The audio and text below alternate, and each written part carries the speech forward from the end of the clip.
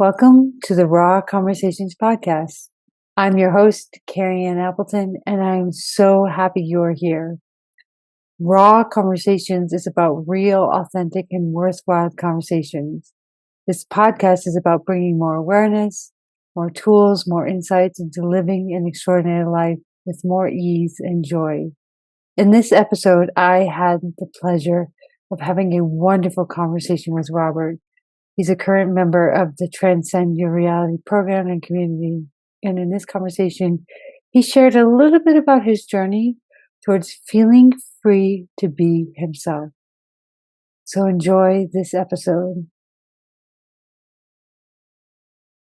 I know we haven't officially started, but I just want to record this because it's so funny. Let's see.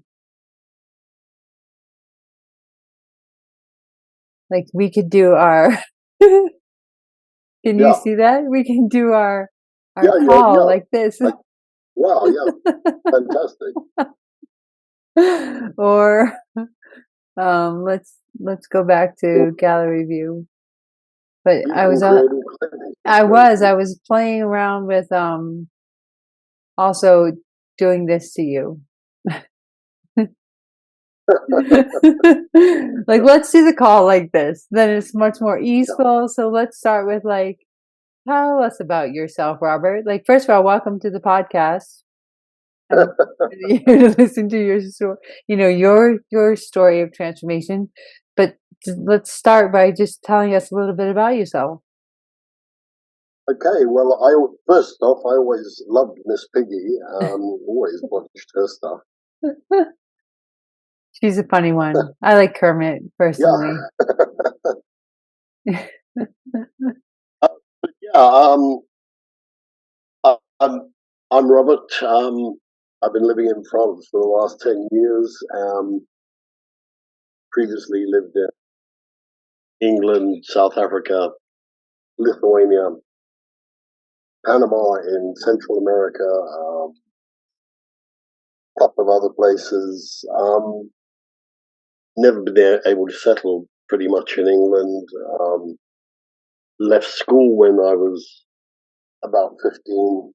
Worked in a carpentry place that made portable buildings. Saw many older people there and thought there must be more to life than this. Joined the army, went into the military for about 6 or 7 years, got out, worked in Germany, where I also lived. I think I forgot that one. Came back to England, couldn't settle there, and disappeared out to South Africa for about 20 years. And since then, travelled around, and here I am, retired out here, living in the forest of Kerri-Ann, which is one of the provinces in France. I've got 3 children, 13 in October, 14-year-old girl, 12-year-old boy, and a 7-year-old boy. And yeah, I'm quite happy here. Separated from my ex, and yeah, just still doing my thing and trying to get a handle on who I really am, rather than some of the roles I've played. Yeah. Father, consultant, salesman, truck driver, all kinds of things. You've played a variety of roles and lived around the world. You're kind of a globetrotter. And I think I resonate with you as like, as much as I'm back in the US right now, and there's a part of me that like appreciates things about the US and appreciates what it's offered me in my life. I don't necessarily resonate with it. And what I have found personally is I don't necessarily resonate with any place. I think that's partly some of the discussion we'll talk about is it's because the place also has an identity. Yeah. And when you're doing this on this path of this transcending your reality and understanding on a deep level of who you really are, that you are not any of these identities, you are so much more than that. It's hard to like connect to one specific place on this planet. I would say for me, and this could be true for you, I'd be curious, it's been more about the people I connect with, not the places I connect with. Yeah, absolutely, and that resonates 100% with me because I've worked as a labourer on building sites, carrying bricks and all sorts of things. I've cleaned toilets, and I've been responsible for 8,000 people as part of a management board in South Africa. So I know what it's like to be right at the bottom, and I know what it's like to be at the top, and it's tough in both places. And it depends on your attitude and your, uh, um, I guess, your motivation and why you do things to whether you enjoy it or not. And for the most part, I've enjoyed it. Each step has been a forward progress as far as I'm concerned. And Mm. sometimes I've just taken a chance and not known where I'm going to go to, but something just seems to have panned out, and that just seems to be the way the energy flows. Yeah. So not being in resistance to what is showing up, but more embracing what is showing up. And Yeah, I know that you, like myself, just because you've been a part of the program for so long, is you tend to look at the world as happening for you instead of to you. yeah, yeah. Would you say that you've always been that way? Or do you think you Oh no, dabble? no, no. I've no from an early age. Even before I left school, I looked around. I thought, there's got to be more to life than this, because I grew up on the streets of London, in a working class family. My mother was a cleaner and a cook. Um, my father drove trucks and was a shop steward, a trade union official, and it was work, work, work, and then go to the pub at weekends and smoke. And my mother's routine was work, work, work, and come home and cook, clean, and everything that mothers do. And I don't know. For some reason there must be more to life than this. And so at a fairly early age, I just decided to go into the military as a way to take me out of the situation that I was in, because I had no money, no experience. Um, and the military did that for me. It gave me the opportunity to find out about myself, to it put me in situations where I was able to discover my own confidence, my own abilities, what I was afraid of. And for example, the first I got into an aircraft and flew, that same day, in fact, probably half an hour later, I jumped out of it on the end of a parachute. And then two jumps the same day out of a balloon, as part of my parachute course in the parachute regiment. So, and that just built up my confidence and showed me what I could do, if I was determined and positive enough. In fact, I didn't even know the word positive or negative existed in those days. But yeah, I've always pushed myself and just keep going for it. I give up. Yeah, yeah, beautiful. It sounds like because you didn't want to be stuck in the situation that you were in, that you were born into, and no fault or no No, blame. And then you got this beautiful opportunity, and even the process of jumping out of a plane so early yeah, on. for me, at least, what I feel is a sense of freedom. Yeah.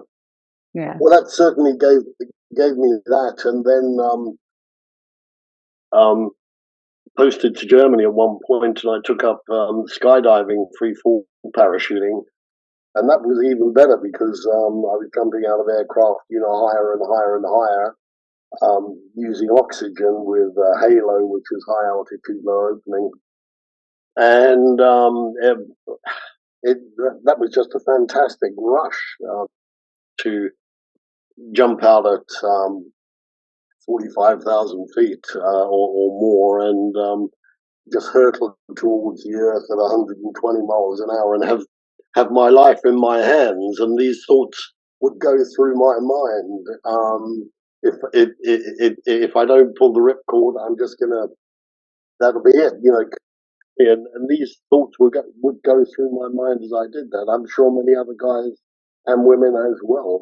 But anyway, here I am. So I never did that. What happened to me was I hit a silver birch tree one day in Germany, and that knocked my knee out of joint. But I jumped up and carried on going. Many, many years later, in fact, when I first came to France, I ended up having the knee replaced with a prosthesis as a result of them way back then. Yeah. Yeah. Beautiful. Your resilience. You've got a lot of resilience. So let me ask you this. What was the catalyst for you starting this work, this kind of transcend your reality work?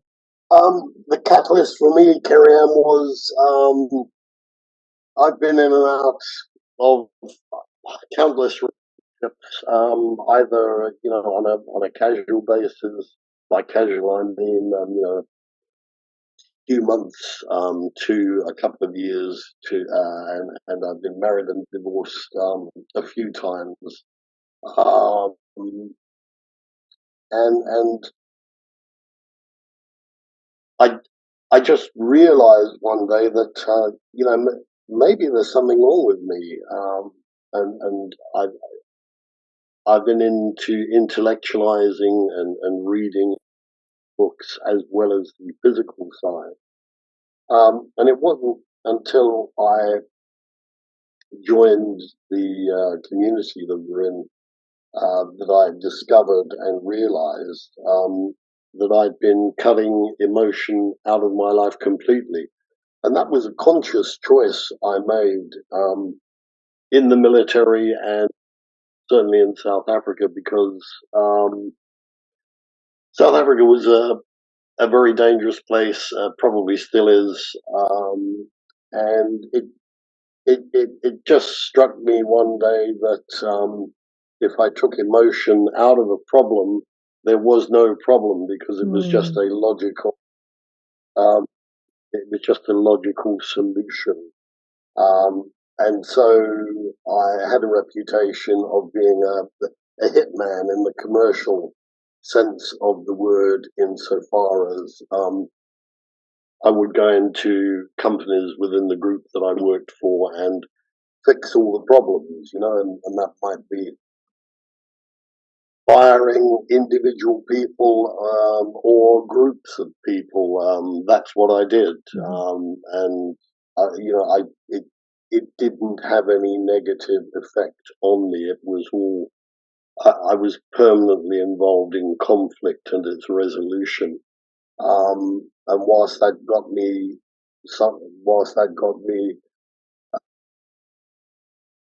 progress within the commercial sphere, my personal relationships suffered. I was permanently burnt out. I used to drink. I started off drinking a bottle of peach schnapps every night. That became 2 bottles, and I drank it just on ice like water. And if I wasn't doing a lot of physical exercises, I was doing swimming every morning and lunchtime. um, After work, I was doing an aerobics class, then a knockdown karate class, then more swimming. I thought every night, and if I could fit it in, I'd run for 13 kilometers every day as well. Every weekend, Saturdays, I would run a half marathon just for relaxation, and Sunday I'd run a full marathon and go surfing instead, or in the ocean. So it was one thing or the other. If I wasn't doing the physical exercises, the physical exertions, and getting my buzz that way, uh, then I was drinking like there was no tomorrow. I was fit enough to do it, but the my personal relationship suffered because I was focused on work the whole time, and I paid the price. That's simple. Yeah. So would you say that you were emotionally deprived or emotionally constipated when you didn't Sorry, I was deprived. emotionally deprived or emotionally constipated? Because you I was said, emotionally deprived, and that came from my childhood. My mother was an auxiliary nurse during the war. Um, my father spent 4 years in a Japanese prisoner of war camp on the uh, building the Burma Railway, and my father didn't was brought up by his sister. My mother was born out of wedlock in 1925, which was a big taboo thing in those days. So I didn't receive a lot of hands-on hugging, mm, love, mhm. and respect. That said, my mother would do anything for me, whatever she could afford. And my father loved me as well, but there was very little, if any, positive reinforcement or physical demonstrativity, if that's the right word, I'm not sure. And so it was,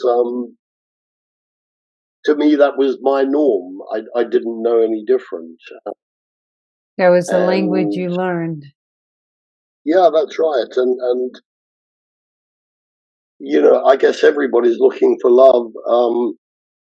Certainly I was, and probably still am. But yeah, I experienced love for sure.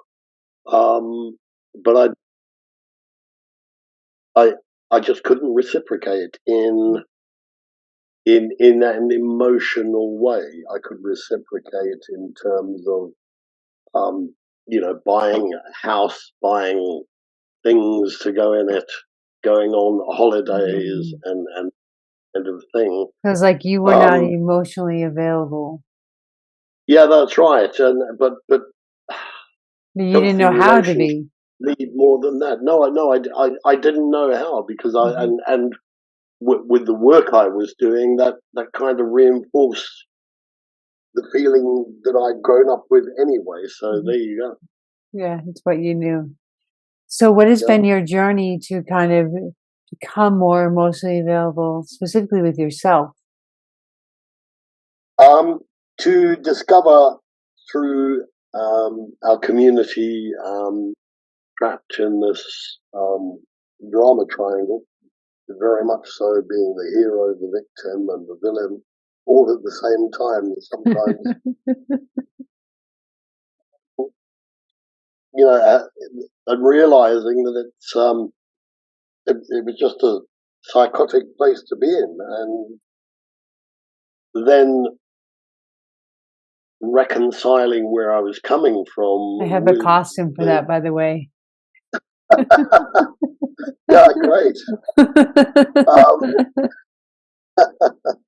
recognizing where I was coming from, and realizing that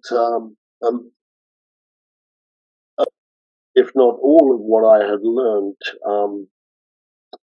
I liked, that the area that I needed to switch back on and focus on developing was my emotional self, because I had the physical self, I had the intellectual self, but the bit in the middle was missing, the emotional Mm. self.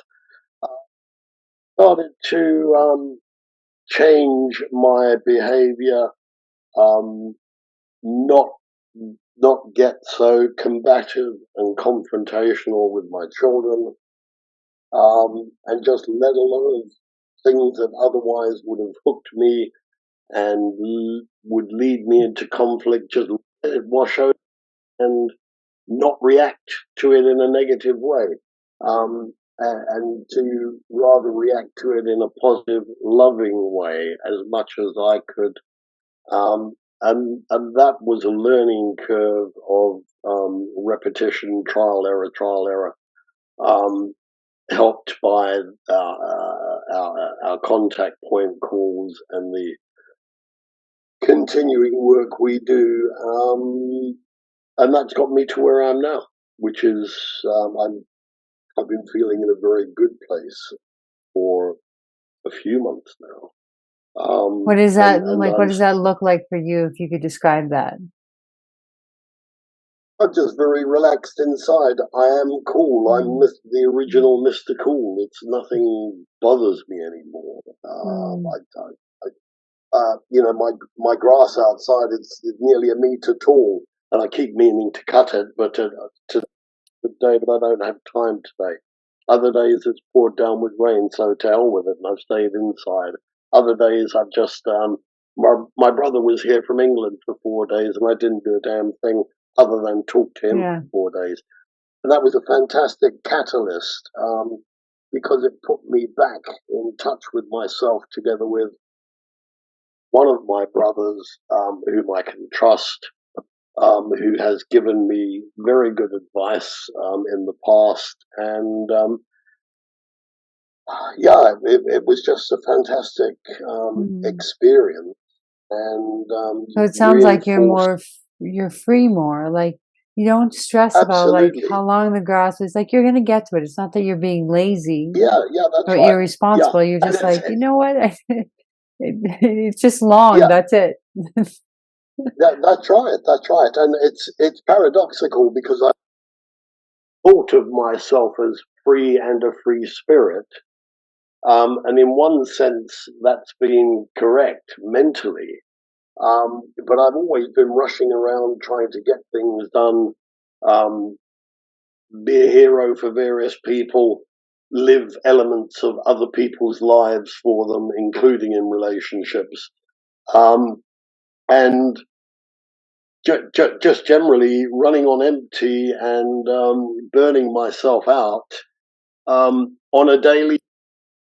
Getting up, having coffee, not eating until maybe 3 o'clock in the afternoon, or not at all that day, and until sometime at night. And I still do that because that's the way I'm wired up. But these days I'm um, more inclined to chill out more and to have some breakfast if I feel like, morning, Yeah. lunchtime, and in the evenings. But if I'm busy doing something and I don't feel hungry, I just carry on anyway. It's not it's not a work. Food is not a work situation for me, insofar as I must eat at breakfast, mid morning, Mhm. lunchtime, afternoon, and dinner. Yeah. Yeah. It sounds like you're in more of an ease state. Like it's not again, not Very that you're much not so. doing anything. If you feel called to do something, you're gonna go and do it. And you don't Yeah, care how yeah, long it takes or how short a time it takes. You just do it until you don't want to do it anymore. that's right. And also, since reading and discussing books such as Gabor Mate's The Myth of Normal, I realize I've got a long term medical condition, with a blood disorder, um, and the doctors don't know how I or anyone contracts it, for that matter. Um, However, since being more at ease, and certainly for the last, I'm off all medication. I'm not going to the hospital once a month for treatment, and then subsequently monthly just for a checkup. I'm going every 6 months now, and have been doing that for the last year. So it's and I've within myself lots of minor conditions which psychologically I thought were normal gone. And so the build up to the blood disorder, I think, was over a long period of time. And it, as far as I'm concerned, one of the reasons that I have it was that I was just burning myself out, running on empty in stressful environments 24/7, and just trying to do too much with and not having any emotional outlet in relationships, not any real emotional outlet, because I was always the strong one and always problem. Anyone had a problem, they would come to me, but I I never had anyone to go to, not my father, not my mother, because they led their lives, and I was just in a completely different ballpark, you know. Yeah. Yeah. So part of this work, or that working with me, we reveal an illusion part of yourself. I call it the lie. You call it the illusion. Yeah. So I'm curious if you're willing to share what kind of illusion have you revealed in doing this work? The illusions that I've revealed was are that I was basing myself, because I didn't have any other choice. I was basing myself on Hollywood characters, and the characters played by guys like Lee Marvin, Robert De Niro, Clint Eastwood. You know, the Dirty Harry type guys. These were all characters that I was quite into and resonated with me and where I was coming from. Um, However, I'm actually a very sensitive, sincere kind of a person. I think I mentioned to you the other long, and there was a spider on the dashboard, and instead of squashing it, which I would have one stage, I pulled over and carefully took it out the car and released it into some nearby greenery. I So love it. that's that's that's where I'm at these days, you know, as opposed to the Marvin character who throws people off the 10th floor or whatever the case may be, you I love it. Looking for this is the know. best I could be. It's lovely. It's like I was looking for one with hearts. Oh wait, Yeah, no, there's I, not one with I hearts. prefer a halo myself. I don't know if they have a halo. I'm looking. Oh, they have this. Not quite a halo, but That's a crown, yeah. yeah, Yeah, or I'm a little anti-royalist as well. flower. I'm definitely a Republican. Yeah, I guess you get the flower in my hair. Yeah, Yeah, but I that get should be it. behind over your ears, shouldn't it? Yeah, well, it doesn't land there. It lands like to the side or whatever. I can just give you a heart in the corner. Thank you. Oh, that's better. I love this. Yeah. Well, now it's like you have respect for life because you have respect for your true self. Like you don't have to be a Robert De Niro. And I think you've seen that by No, being that character, you put yourself in a prison of not yeah, being emotionally available, which creates intimacy. Into me, you see. yeah, yeah, yeah, Yeah. yeah. And starting with intimacy with yourself.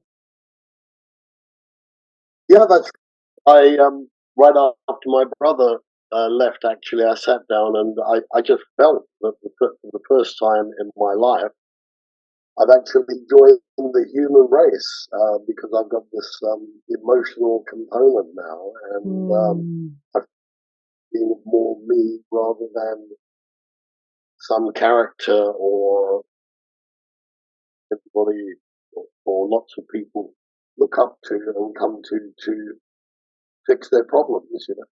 yeah. Yeah. Beautiful. What's one kind of thing that's transpired that's been a surprise to you from doing this work?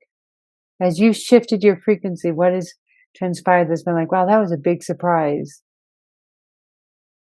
I think the thing that has surprised me, well, it has and it hasn't, because I've always, if anyone asks me what my values and standards are, I say mutual respect, total openness and honesty, and then go on to stuff.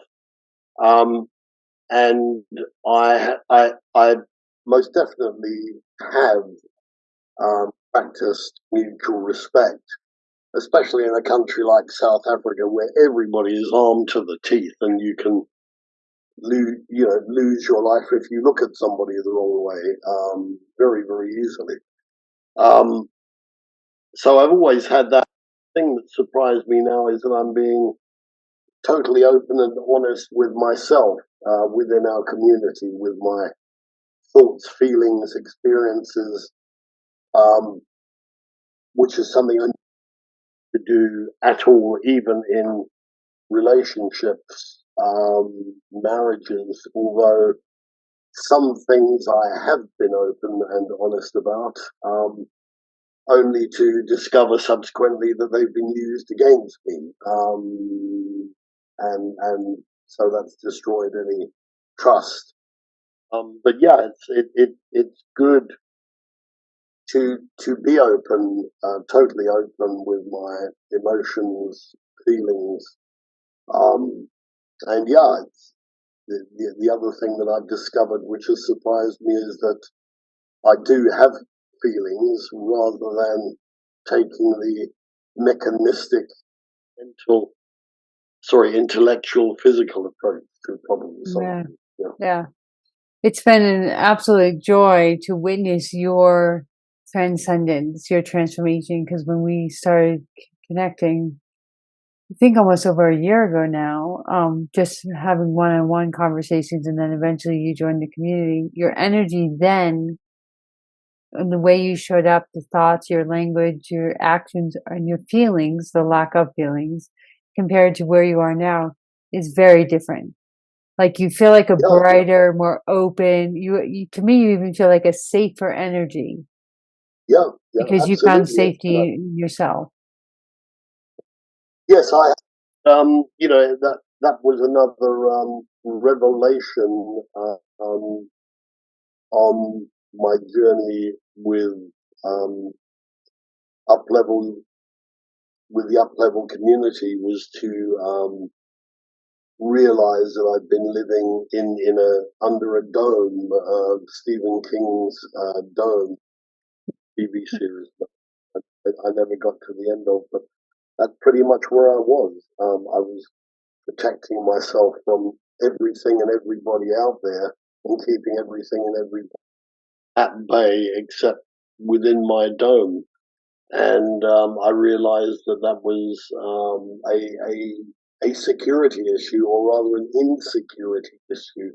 And once I realized that, I managed to make a hole in the dome at the top, which gradually came down to ramparts, and there are probably a couple of ramparts there, depending on the situation, but by and large, they've all gone, and I'm feeling a lot more secure and stronger within myself, certainly emotionally, and that's reinforced my mental, intellectual, physical abilities. Although paradoxically, physically, I'm not as strong or as fit as I once was, because I've been focusing on the emotional side, and there there there has been a bit of a conflict there, because on the physical side, if I go out for a walk, it's more like it's more like a military hike where I'm pushing it all the time uphill, Mhm. and with me, including the children or my ex, they're left way behind. It's just the way I'm wired.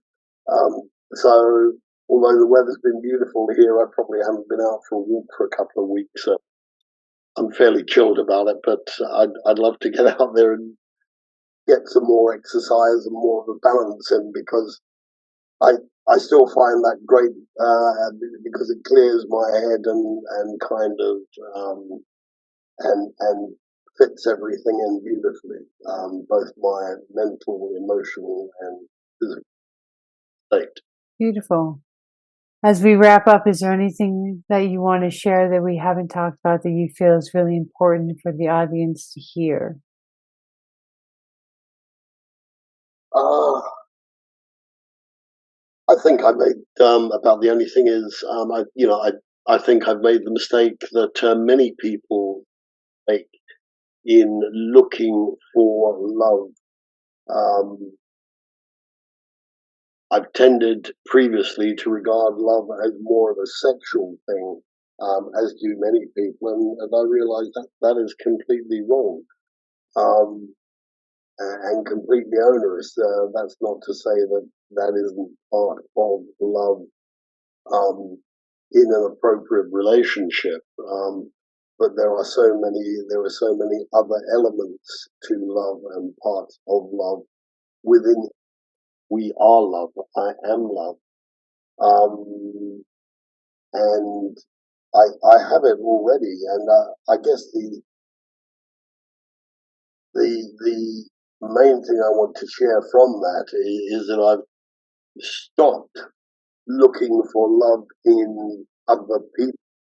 I've discovered it in within myself, and I'm perfectly happy like that. Mm. And that's not to say that if I didn't, meet, an appropriate female, that there might not be a possibility to have another relationship, but it's not something that I necessarily need or have or I run around looking for. I'm quite happy sitting here cutting the grass or playing solitaire and stroking the cat. Yeah. We're recognizing that everything is love, Yeah, especially when you step into the energy of that you are love, yeah. and you start seeing everything as love, even the parts that are hurting, the parts that are angry, the parts that are sad. Yeah, beautiful, And Robert. power. I am power. I have the ability to love and to make choices as to what I will or won't do. And Yeah, I've discovered the difference between, love and preference. I can love lots of things, but prefer not to go down. yeah, yeah, beautiful, Robert. Thank you so much for sharing your transformation and your journey with us. I think people will get a lot of value out of this. You're going to help a lot of Well, other people. I hope maybe one or two do, and it's my pleasure, Kerri-Ann. I'm honoured and privileged, to spend time with you in such an informative chat. Ah, thanks. I'm glad you played along with my virtual backgrounds, my hats, I my did. ears. We always need a good laugh. I've yet to decide which one I prefer. You might need to try some on yourself. Yeah, I'll have to, improve my technical skills on this platform and see what I can come up with. It's awesome. There you go. Thanks again, Robert. Okay, take care, Kerri-Ann. See you soon.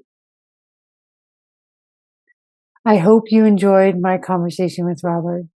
I would love to hear your biggest takeaway. So comment on whatever platform you're listening to or watching this from.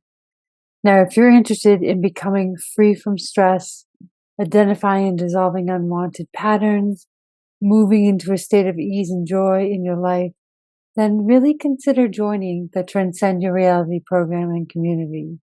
Enrollment will reopen at the end of June. I think actually June 25th to be exact. But you can actually join the waitlist now. There's a link in the description below. That is it for this episode. I leave you with an African expression, Ubuntu.